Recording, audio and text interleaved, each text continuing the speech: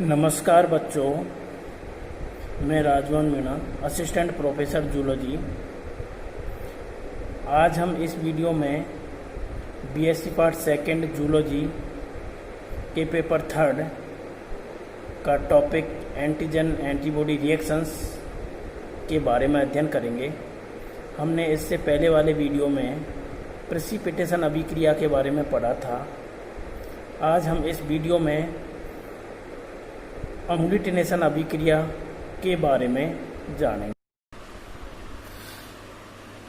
समूहन या एग्लूटिनेशन अभिक्रिया में कणिकीय प्रकार के एंटीजन समूह का उपयोग होता है, जबकि हमने इससे पूर्व प्रेसिपिटेशन अभिक्रिया पढ़ी थी जिसमें घुलनशील अणु का उपयोग, घुलनशील एंटीजन का उपयोग हुआ था।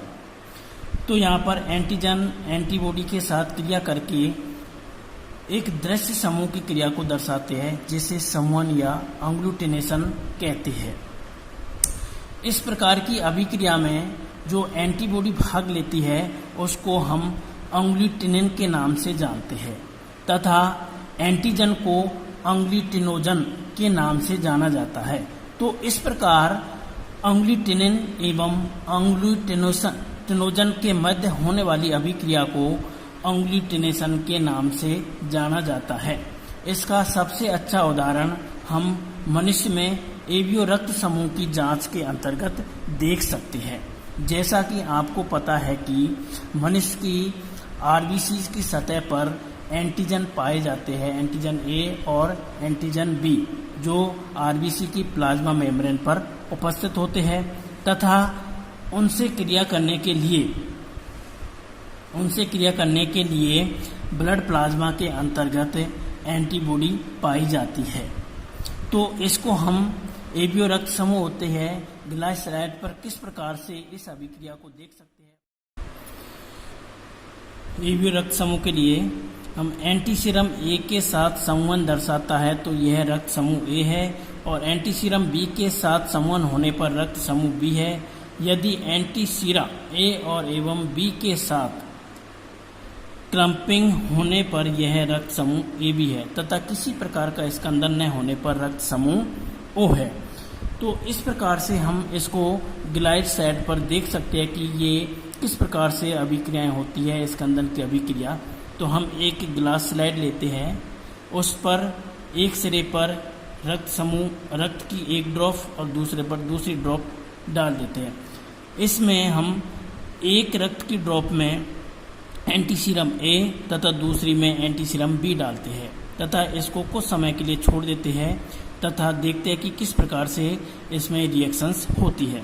तो हम देखते हैं कि यदि एंटीसीरम ए वाले रक्त की बूंद में क्लम्पिंग या गुच्छा बन जाता है तो हम कह सकते हैं कि इसका रक्त समूह ए है, अर्थात इनके जो एंटीजन और एंटीबॉडी होते हैं वो सेम प्रकार के होते हैं, जबकि विपरीत प्रकार के एंटीजन और एंटीबॉडी होने पर समूहन की क्रिया नहीं होती है। इसी प्रकार दूसरी स्लाइड पर हम देखते हैं कि यदि एंटीसीरम बी के साथ क्लम्पिंग का निर्माण होता है, गुच्छा बनता है, तो रक्त समूह बी होता है, ब्लड ग्रुप में बी होता है।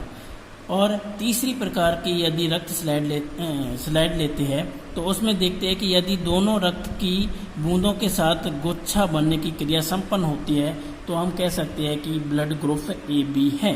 और चौथे प्रकार की रक्त की स्लाइड पर हम देखते हैं कि किसी में भी क्लम्पिंग नहीं बनती है, समूहन की क्रिया नहीं होती है, तो हम कह सकते हैं कि यहाँ पर रक्त समूह ओ है, अर्थात यहाँ पर क्लम्पिंग की क्रिया नहीं होती है।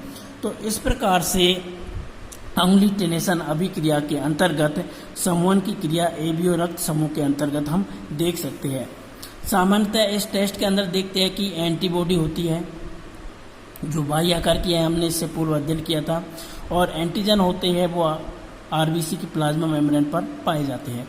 तो शरीर के अंदर जैसे ही ये एंटीबॉडी इस एंटीजन के साथ क्रिया करती है तो आपस में इनके सिरे जुड़ जाते हैं और एक गुच्छे या एक जाल या नेटवर्क का निर्माण होता है जो एग्लूटिनेशन अभिक्रिया को दर्शाते हैं। तो एंटीजन एंटीबॉडी अभिक्रियाओं के अंतर्गत एग्लूटिनेशन अभिक्रिया को हम एबीओ रक्त समूह मनुष्य के अंतर्गत जानते हैं, उसके माध्यम से समझ सकते हैं। एग्लूटिनेशन अभिक्रिया के क्या उपयोग है, इसके द्वारा किस प्रकार से संक्रमणकारी अभिक्रियाओं या इन्फेक्शन का पता लगाया जा सकता है। विभिन्न रोगों की जांच जैसे टाइफाइड हेतु विडाल परीक्षण, ब्रुसेलोसिस हेतु ब्रुसेला परीक्षण एवं रिएक्टियोसिस हेतु बेल वेलिक्स परीक्षण इसी आधार पर किए जाते हैं। नेक्स्ट अभिक्रिया है न्यूट्रलाइजेशन। एंटीजन एंटीबॉडी के अंतर्गत तीसरे प्रकार की अभिक्रिया के बारे में हम जानेंगे, न्यूट्रलाइजेशन या उदासीनीकरण अभिक्रिया। उदासीनीकरण अभिक्रिया के अंतर्गत एंटीजन एंटीबॉडीज के मध्य किस प्रकार से अभिक्रिया होती है, तो हम देखते हैं कि जीवाणुवीय एवं वायरल एक्जोटॉक्सिन के हानिकारक प्रभाव को विशिष्ट एंटीबॉडीज द्वारा न्यूट्रलाइज कर दिया जाता है, जिसके कारण बैक्टीरिया वायरस के द्वारा निर्मित हानिकारक विषैले पदार्थ को एंटीबॉडीज के द्वारा उदासीन कर नष्ट कर दिया जाता है, जिससे कोई भी हार्मफुल इफेक्ट बॉडी पर नहीं पड़ता है। उदासीनीकरण क्रियाओं का उपयोग रोगों के उपचार एवं निदान परीक्षणों में किया जाता है। इन परीक्षणों का वर्णन सर्वप्रथम 1890 में किया गया तथा यह पाया गया कि इम्यून सीरम द्वारा जीवाणुओं द्वारा उत्पन्न विषाक्त पदार्थों को उदासीन कर दिया जाता है, जिसके द्वारा शरीर पर पड़ने वाले हानिकारक प्रभाव से जीव की सुरक्षा होती है। अर्थात जीव के शरीर में पाई जाने वाली एंटीबॉडी जो इन एक्जोटॉक्सिन्स को उदासीन करती है, उनको हम एंटीटॉक्सिन के नाम से जानते हैं, जो टॉक्सिन को नष्ट करने का या उसे उदासीन करने का काम करती है। एंटीटॉक्सिन विशिष्ट प्रकार की एंटीबॉडीज होती है जो परपोषी द्वारा जीवाणुवीय एक्जोटॉक्सिन या अक्रिय टॉक्सिन के कारण उत्पन्न होती है। एंटीटॉक्सिन एक्जोटॉक्सिन के साथ संयुक्त होकर इसको उदासीन या न्यूट्रलाइज कर देते हैं। प्राणियों द्वारा उत्पन्न एंटीटॉक्सिन को मनुष्यों में टॉक्सिन के प्रति निष्क्रिय प्रतिरक्षा प्रदान करने हेतु इंजेक्शन द्वारा देह में प्रवेश कराया जा सकता है। सामान्यतः डिप्थीरिया बोटुलिज्म के उपचार के लिए घोड़ों द्वारा प्राप्त एंटीटॉक्सिन का उपयोग किया जाता है। अर्थात मनुष्य की बॉडी में प्रतिरक्षा या इम्यूनिटी प्रोड्यूस करने के लिए घोड़ों के शरीर में उत्पन्न एंटीबॉडी को मनुष्य में इंजेक्शन के माध्यम से इंजेक्ट करके विभिन्न प्रकार के संक्रमणकारी बीमारियों से सुरक्षा प्रदान करने हेतु प्रवेश कराया जाता है, जिसको वैक्सीनेशन या टीकाकरण कहते हैं। अब देखते हैं कि किस प्रकार से ये एंटीटॉक्सिन टॉक्सिन के प्रति क्रिया करती है और उसको किस प्रकार से उदासीन करके शरीर में पाई जाने वाली कोशिकाओं अंगों को सुरक्षा प्रदान करने में सहायक होती है। तो यहाँ पर ये टॉक्सिन मॉलिक्यूल्स दिखाए गए हैं।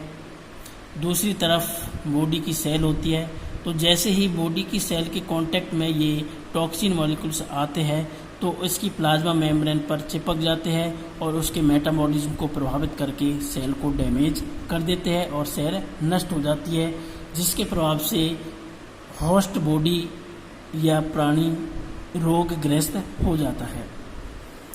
दूसरी तरफ देखते हैं कि टॉक्सिन मॉलिक्यूल्स होती है, जब उस प्राणी के शरीर में पहले से ही एंटीटॉक्सिन प्रेजेंट होती है या वो निर्मित होती है, तो इन टॉक्सिन मॉलिक्यूल्स को एंटीटॉक्सिन के द्वारा न्यूट्रलाइज कर दिया जाता है, जहाँ पर ये न्यूट्रलाइजेशन की क्रिया चल रही होती है और होस्ट सेल पर किसी प्रकार का हानिकारक प्रभाव नहीं पड़ पाता है। सेल इंटैक्ट रहती है, स्वस्थ रहती है।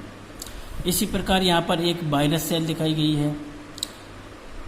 यहाँ पर ये वायरस सेल से क्रिया करने के लिए एंटीबॉडी पाई जाती है, तो ये एंटीबॉडी वायरस सेल की सतह पर पाए जाने वाले टॉक्सिन मॉलिक्यूल्स से बाइंड करती है और उसको न्यूट्रलाइज कर देती है। और इस वायरस का हानिकारक प्रभाव बॉडी पर नहीं होता है।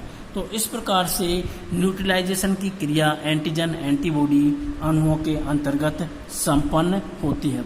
जैसे एक सामान्य प्रतिरक्षी प्रतिजैव विष या एंटीटॉक्सिन एंटीस्ट्रेप्टोलाइसिन ओ है, जिसके कारण गंभीर टेटेनस रोग से बचाव होता है। यह एंटीटॉक्सिन एंटीटेटेनोस्पेसमिन टेटेनस के टीका के संचारण के उपरांत विकसित होता है।